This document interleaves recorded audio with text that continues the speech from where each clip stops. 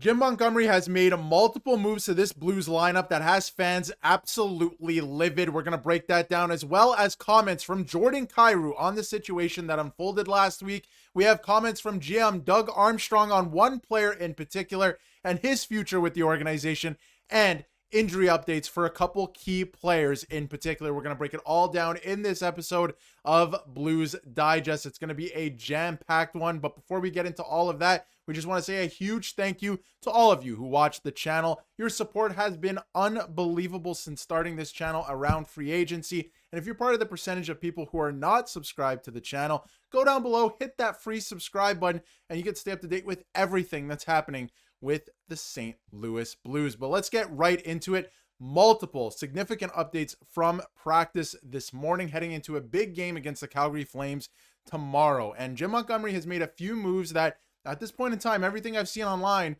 people are kind of upset about, and honestly makes no sense to me. But let's get right into it. As you can see here from Lou, the practice lines this morning, and there is a typo here. Kyrou's actually on the third line and Matthew Joseph's on the second line. So just make that switch in your head. That's what it's looking like right now. You got Kyrou on the third line. Now, if you go through it, you got Buchnevich on the top line. You got Thomas and Snuggerud. That makes some sense. They're getting Snuggerud away from Suter at this point.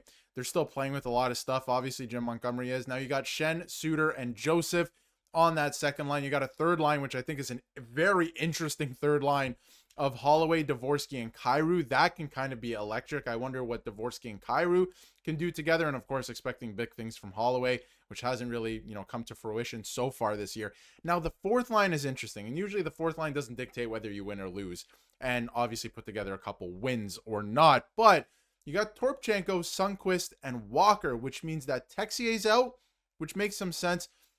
That also means that Nick Bjugstad is a scratch. Now, unless Nick Bjugstad, which we don't know, and I imagine they would say something, unless he's dealing with some type of injury or an illness, for him to be out of the lineup, to me, doesn't really make much sense. I think that he has played pretty well so far this season.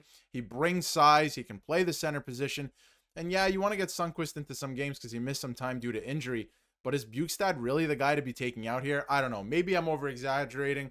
Maybe I'm overreacting. Let me know in the comments if I am, or if you feel the same way. If you look at the defense core, you got Broberg playing with Parayko now. You got Fowler and Falk, and you got Tucker and Kessel down there on the third pairing. So Matthew Kessel will stay in the lineup. You have Hunter Skinner there, who you just called up for Logan Mailloux, and it looks like Binnington is going to go tomorrow. So some interesting moves. Let me know how you feel about those specifically. One other thing to note, which I thought was interesting, they're blasting music at practice this morning, like a whole playlist. They were playing music the entire practice, so maybe just trying to get something going, inject some life into this team. Here are your power play lines. I think this one's interesting. You got Snuggerud net front instead of on the wing with Dvorsky.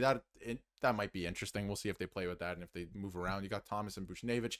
Second unit is also very interesting and I think could do some damage, but you got Fowler on the top power play unit. Now, the next order of business is an injury update, and I want to get into some stuff. Stay tuned for some comments on Logan Mailloux, what happened with that situation, and Jordan Kyrou, why he was scratched, his reaction to it, all of that stuff. He spoke out on that situation, and so did Jim Montgomery. I want to get into that, but Montgomery said he didn't have an exact timeline on Jake Neighbors. We don't know when he will return, but he did briefly skate yesterday, and then we covered that in our video yesterday as well. But he said that he's past the first step, and there's probably 6 steps. So he's still a little ways away. We heard 5 to 6 weeks at the, when it originally came out that he was injured and that he was going to miss some time. So it's probably going to be somewhere around that. He is still going to miss some time there, which is very unfortunate. Now, I want to get into some quotes from Jim Montgomery and a couple of others as well on Logan Mailloux and that whole situation, and of course the scratching of Jordan Kyrou that went down last week, because the Blues have made some significant moves over the last few days and are heading into a big game against the Calgary Flames here tomorrow night. Now, he said he's a player that has all the tools. Just right now, he's lost his confidence a little bit. It's an opportunity for him to go down, play a lot of minutes, get his game back in order, and come back and help us. And we were talking about that the last couple of videos, that, Mailloux has no confidence right now. It's hard to play in that situation when you have no confidence at the NHL level. And speaking of confidence, Hunter Skinner, he went on to say, and he was very complimentary of Hunter Skinner in preseason. He said his energy is really good. he has that enthusiasm, that he brings to the room. And he said, I don't know him enough to know if he's a rink rat, but I love that he loves being on the ice and in the room. He's got a smile on his face. So some good stuff there from Hunter Skinner. And, hopefully Logan Mailloux can go down, gain some of his confidence back, because it's tough to play on top of your game when you have, first of all, zero confidence, and when the team is not going either, because there's nowhere to hide. They can't shelter him, right? Like, the team has not been performing, and you can't just pin it on him or Binnington or Hofer or one guy in particular. It's everybody. It's a team. We've seen, even when they won the Stanley Cup in 2019, it takes everyone. So even when you're losing, it takes everyone. Of course, you would like a save, right? But at the same time, it's not just Logan Mailloux's fault. He has nowhere to hide, even if he's not performing well, because nobody else is either, right? So it's a tough situation to come into. I want to get into some other quotes here from Jim Montgomery on why he scratched Jordan Kyrou. Obviously, we covered that in a previous video, but the response as well. We know Jordan Kyrou came to play the game right after that on the weekend. Of course, a disappointing loss to the Seattle Kraken, but he said, yeah, I thought he responded well. He led us in shots. He led us in shot attempts. I thought he was skating well. He also scored. Keep that in mind. I thought he responded well with what could have been the game-winning goal. And we all know what happened at the end of that game. Absolutely ridiculous. We saw your comments. We didn't want to touch on it too much, but it's an unfortunate way to end that game. And Kyrou probably should have had the game winner in that one. But if you move on to this comment from Jordan Kyrou as well, he said, I'm just trying to do what I can to help my team win. I thought I was skating well. I thought I was competing. I thought I was attacking the net more. It just felt good to give our team the lead. It's tough we couldn't pull that win out, and that is for sure. That was a tough break in that one. I'll leave it at that at this point.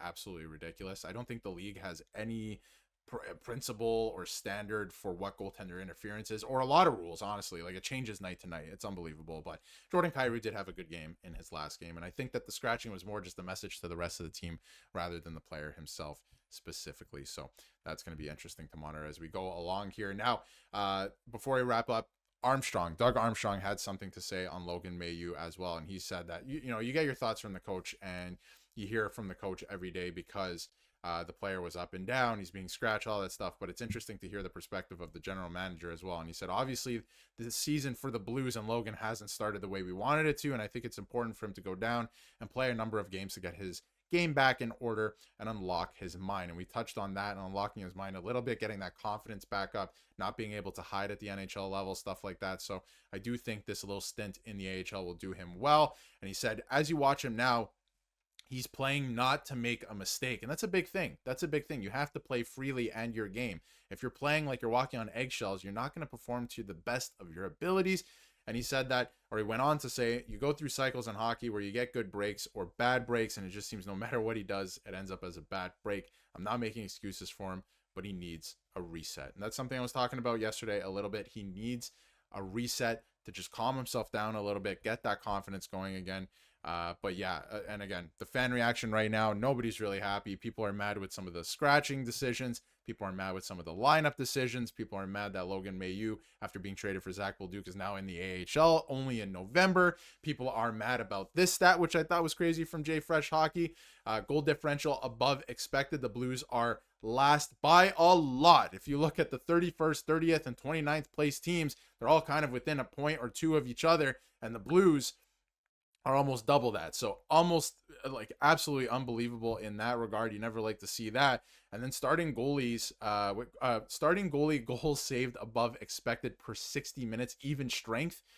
Jordan Binnington near the bottom of the entire league. He's in 30th. So a couple things to clean up. They have an opportunity to win another game this season against the Calgary Flames. Hopefully they take advantage of that and secure 2 points. I thought they played well enough to win the other night as well, but unfortunately that was stolen from them. But let me know what you think of some of the lineup decisions, the update on Jake Neighbors, Logan Mailloux, of course, Hunter Skinner. He's not going to make his season debut or anything like that, but he's with the team right now. I wonder if he sees some time later this week. They have a couple days off now as well. They only play Friday after tomorrow night, so that'll be interesting. But let me know how you feel in the comments below. And before we wrap up here, of course, as always, comment of the day. And you can see this one comes from the Big Leon 1066, and they went on to say the goaltending has been subpar and the Blues leading scorer is Jordan Kyrou. Jordan is currently 138th in NHL scoring. Where are the young phenoms? Where is anybody. Well, if you look at the lineup, the current lineup, there are no young phenoms. I mean, maybe Dvorsky, he's been playing really well. Are you going to rely upon him for your goal scoring? No, it's Jordan Kyrou. It should be Snuggerud. It should be, Robert Thomas, guys like that. So very interesting stuff. Thank you for your comment. And of course, we do comment of the day every day. So if you want to leave a comment, you might end up on comment of the day tomorrow. But thank you very much for watching, everybody. If you haven't yet, hit that subscribe button. We'll see you for another video tomorrow.